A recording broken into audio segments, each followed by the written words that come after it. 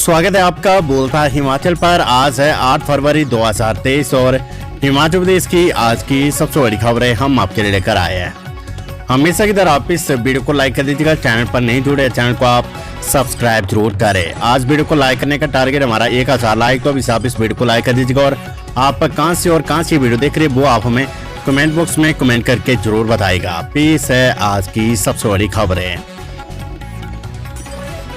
कांग्रेस की 5वीं गारंटी पर मुकरे बागवानी मंत्री, बोले बागवान नहीं कर सकते रेट तय। विधानसभा चुनाव प्रचार के दौरान जनता को दी गई 10 गारंटियों में से कांग्रेस अपनी 5वीं गारंटी पूरी करने से पीछे हट गई है। बागवानी मंत्री जगत सिंह नेगी उस 5वीं गारंटी को पूरा करने से मुकर गया है, जिसमें कांग्रेस ने कहा था कि फलों की कीमत बागवान तय करेंगे, बाजार की परेशानी हम दूर करेंगे।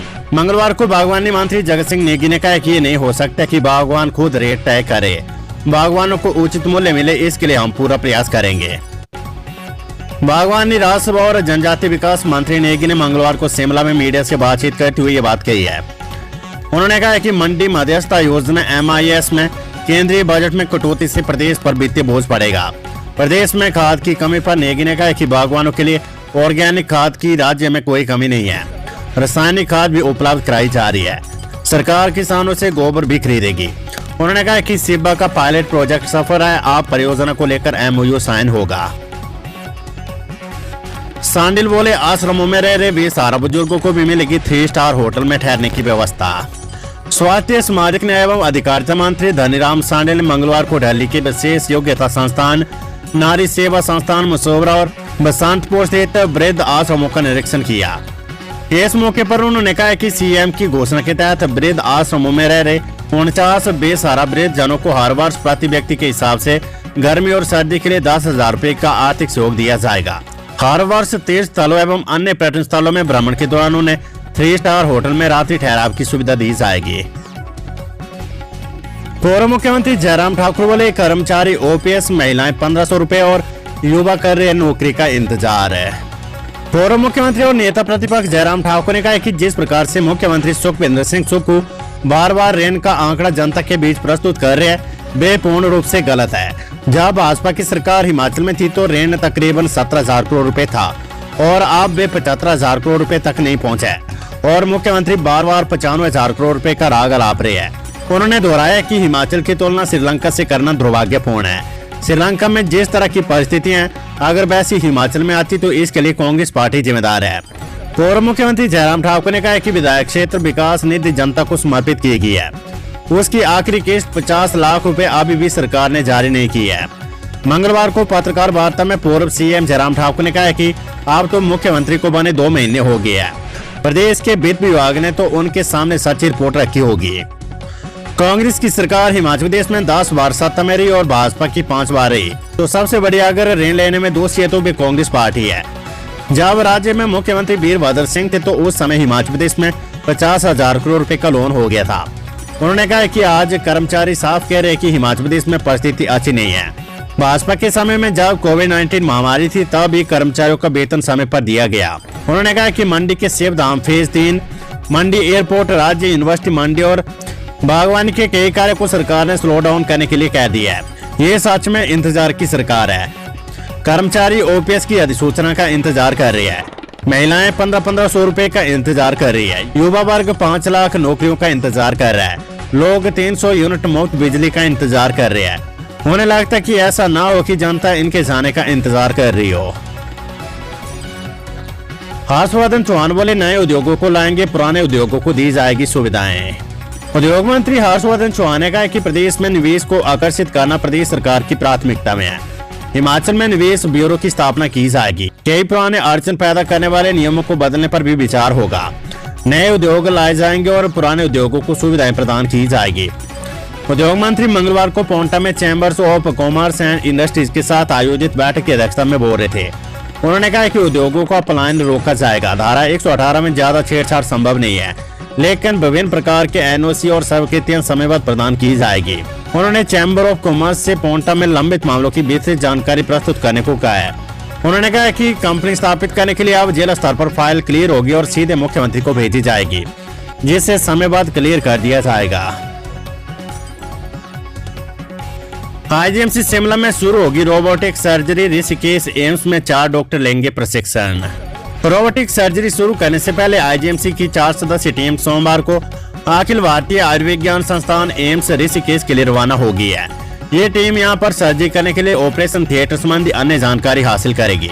इसमें टीम ये भी देखेगी कि अस्पताल में मौजूदा समय में जो ऑपरेशन थिएटर बने हैं वे इस रोबोटिक सर्जरी के लिए पर्याप्त है या नहीं। इसके अलावा अन्य तकनीकी जानकारी भी हासिल करेंगे।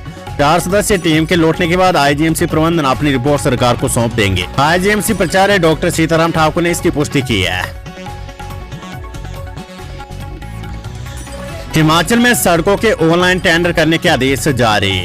हिमाचल प्रदेश सरकार ने लोक निर्माण विभाग के मंडल और उपमंडल के अधिशासी और सहायक अभियंताओं को सड़कों के निर्माण के लिए ऑनलाइन टेंडर करने के आदेश जारी कर दिए हैं। पहले 1 से 5 लाख तक के टेंडर ऑफलाइन होते थे।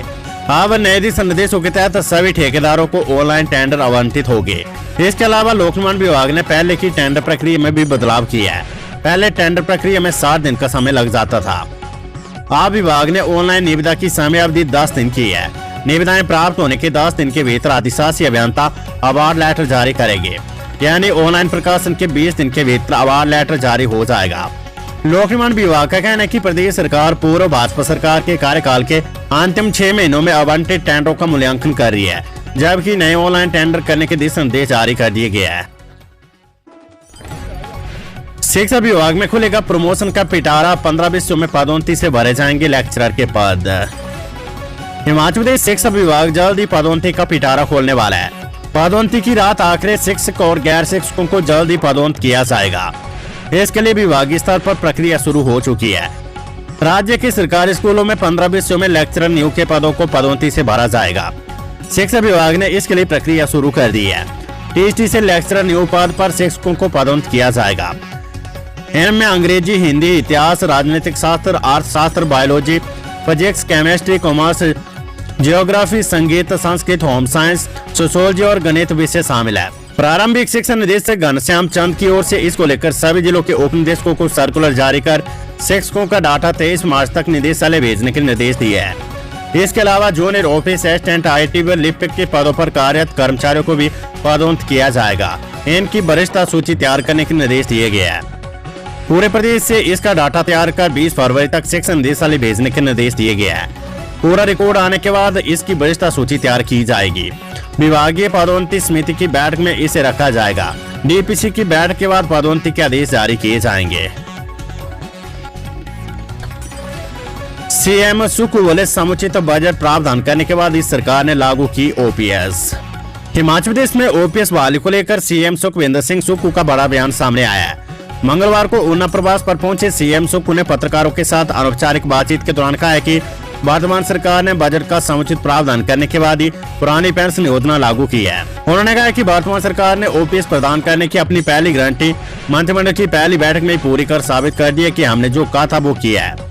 उन्होंने कहा कि कांग्रेस प्रतिज्ञा पत्र की अन्य सभी गारंटियों को भी चरणबद्ध ढंग से पूरा किया जाएगा।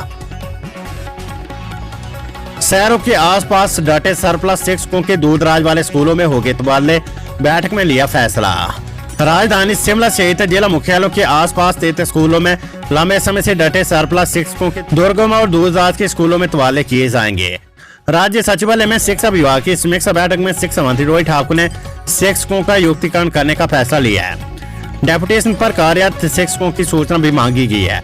उन्होंने कहा कि प्रदेश के दूरदराज के क्षेत्रों वाले स्कूलों में स्टाफ की भारी कमी है। शिक्षा विभाग में ट्रांसफर नीति भी बनाई जाएगी।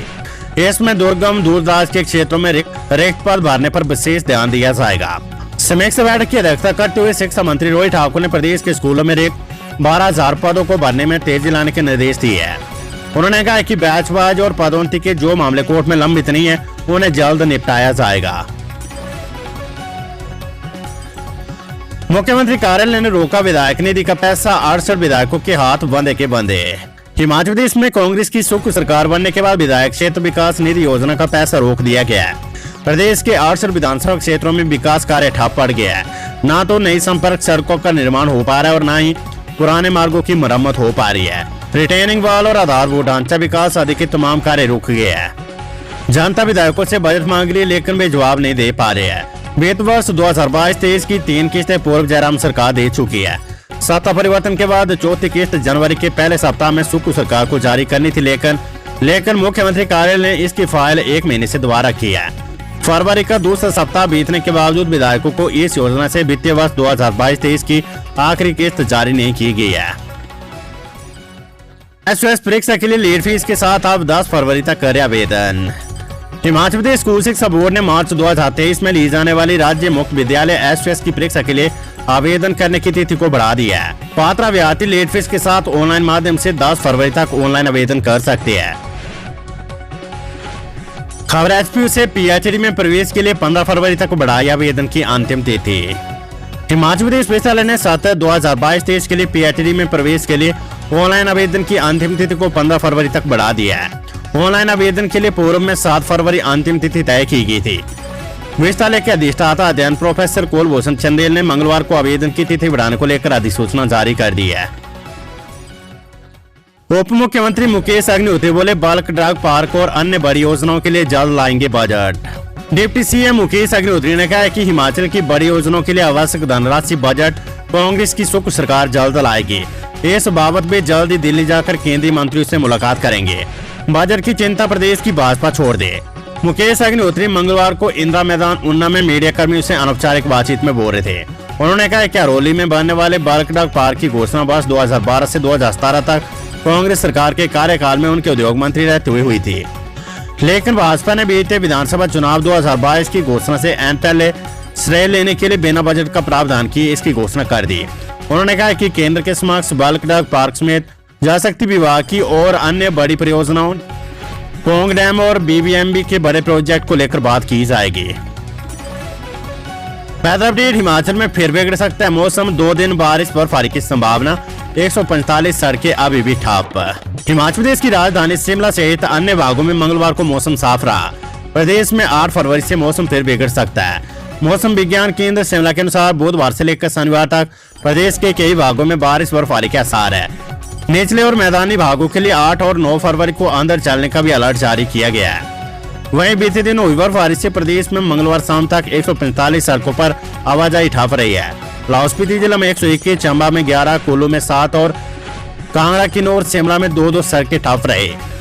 शिमला और लाहौल स्पीति में एक बिजली ट्रांसफार्मर भी मंगलवार को बंद रहा।